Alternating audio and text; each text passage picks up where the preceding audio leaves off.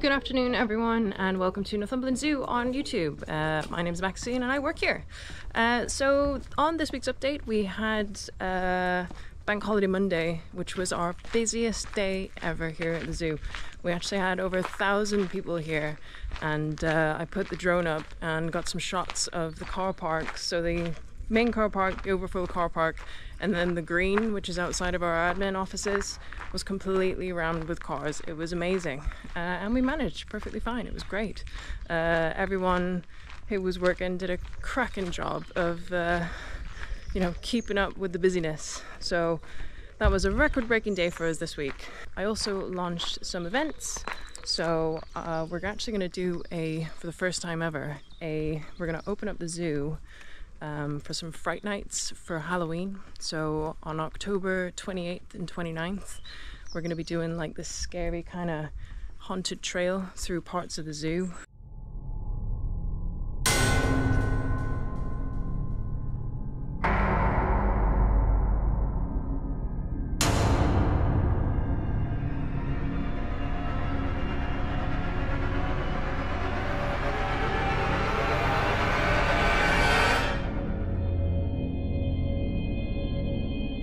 Not next to the animals, so we're actually going to have quite a bit of the zoo kind of closed off so the animals actually get their peace and quiet, and we're going to host like a scary haunted trail in our museum there, and then the other events are going to take place in the cafe and the lean-to and kind of up next to the prairie dogs.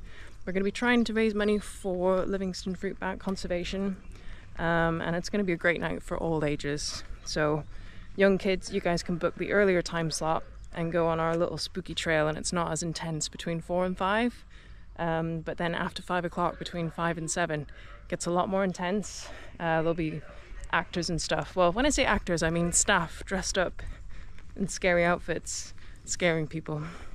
So that's definitely one that you don't want to miss. Then I also put the tickets on sale for the Christmas Festive Wreath workshop last year.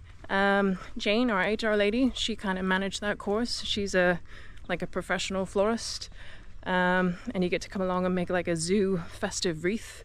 So you get to build the wreaths here at the zoo with a little animal themed ornament, take them home, and she also gives you some ideas of how you can reuse them. So if you fancy a lovely afternoon at the zoo, you get coffee and a cake as well included too. Or coffee and a mince pie. And yeah, the wreath making workshops are on sale now.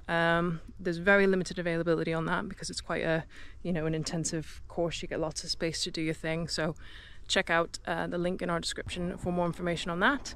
And of course, the last main event that I advertised this week was Breakfast with Santa. So the tickets are now on sale for that. So I'm feeling pretty productive because normally I don't get these tickets out until like October when it's too late. But Breakfast with Santa, the dates are live on our website now, and that's where you come to the zoo at 9 o'clock. You get to go straight into the cafe, have a cooked breakfast. Santa comes around all the tables, meets the kids, gives them a present, and then you guys can do some photo ops with them as well. So it's a really popular event. It generally sells out. So the tickets are online now. You can check in the comments in the description for the links for that as well. Anyways, just a quick update on what we've been up to. So I mentioned a few weeks ago that we were going to be moving some of our parrots. Well, we've been working really hard getting an outdoor aviary for them. If you've been to the zoo in the last few weeks, you will have seen it. But I'll show you what it's like from the beginning.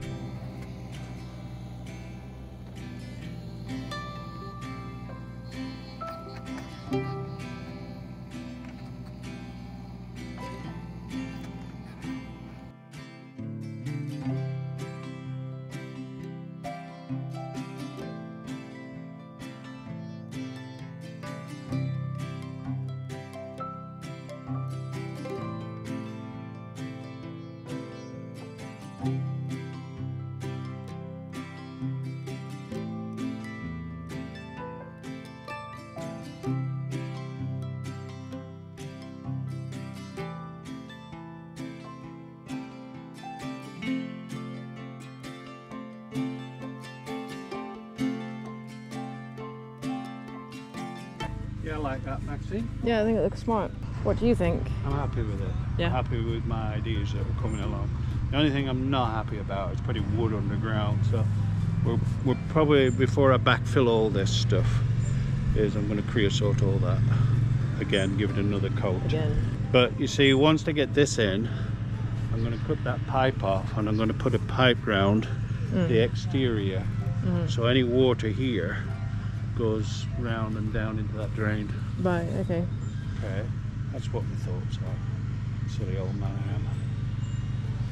Right, I want to get this corner up so that stabilizes all that. Yeah. Then we can start getting wire down, and when it dries up in a few days I can get in here with sand, get the membrane down and start putting sand in. Right. And then as we build I can just keep bringing more in. So Lee's a new member of the team who joined us a few weeks ago. This is your first project. What do you feel about it? Have you ever done anything like this before? Not on this scale, it's amazing. Yeah. I'm blown away by how quickly it's happened, how skilled everybody is, and just knocking these things up. There's just an answer for everything. It's fantastic. Cool. Very exciting. Yeah, gotcha. And it'll be cool for you to see the animals move into the first exhibit that you've worked on for the first time. Yeah, it's always definitely. an exciting feeling. Yeah. The reason why we've moved the African greys, I don't know if I mentioned it in a previous video, is obviously the Parrots of the World building is kind of wasted on them, not in a horrible way, but in a, the parrots don't really utilize that building. Plus, in order for it to be open, which you might have been to the zoo and noticed yourself, but we have to have a member of staff in there who has to man it. And that obviously takes a lot of time up because parrots are naughty and they bite.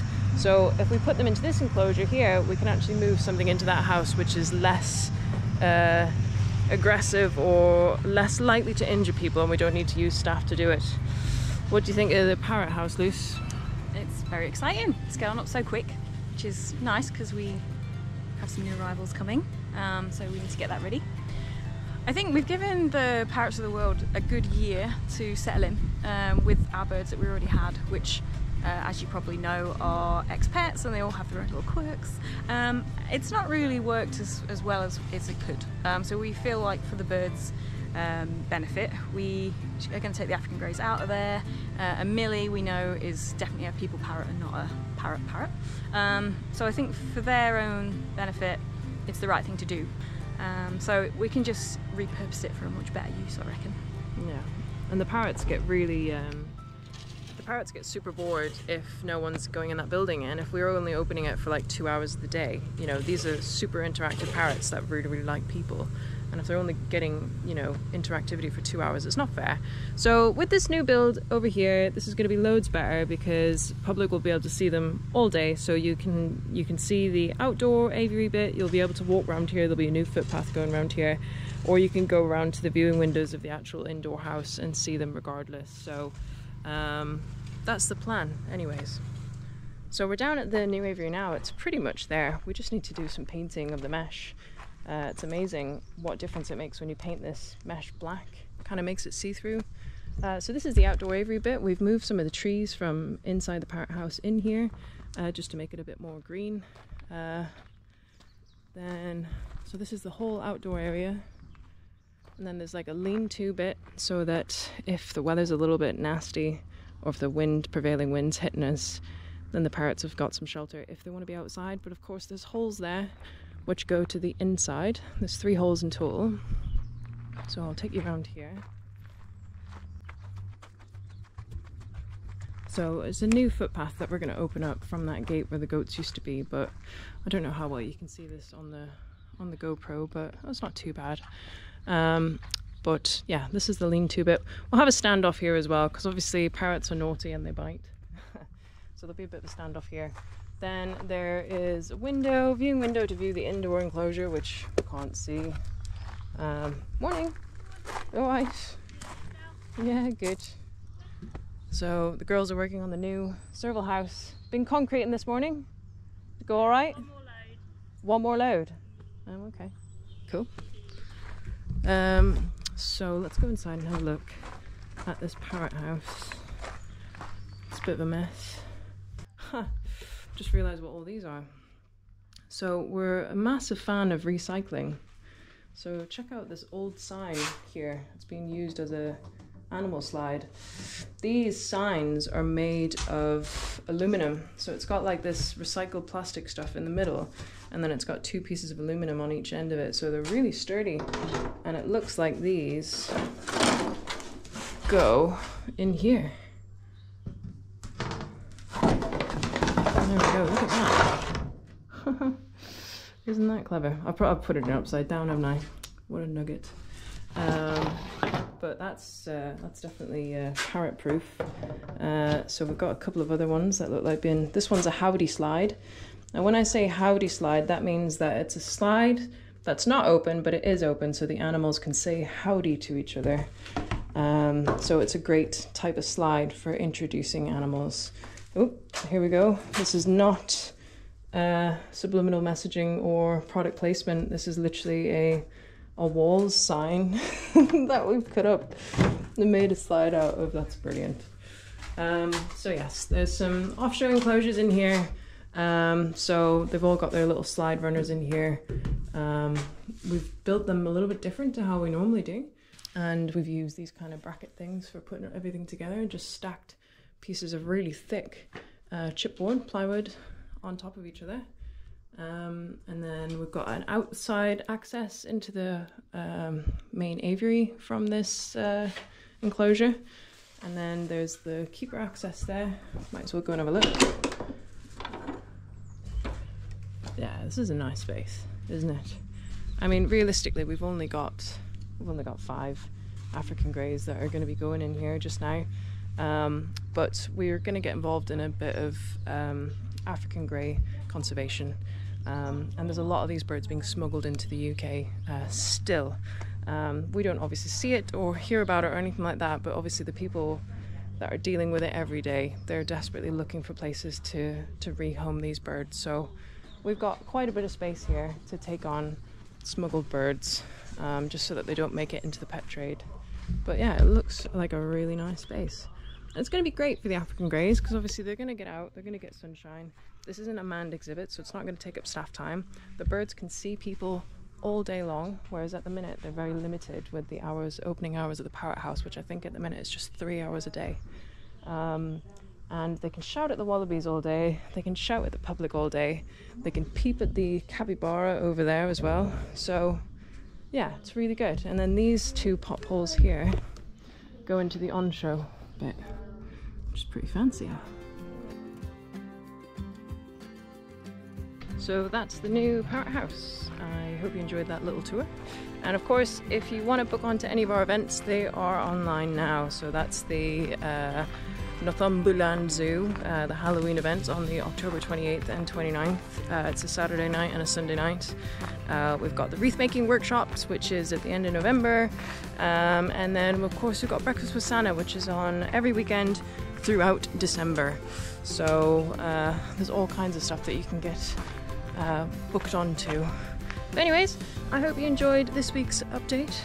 Thanks so much for everyone who's visited over the summer. Next week, the summer's over. We can actually start getting a bit more paperwork and other work done. And yeah, if you haven't done already, please do like our video and subscribe to our YouTube channel because everything helps us continue to do what we do best. Right, have an awesome week, enjoy the rest of your holidays, and we shall see you next week. Bye guys.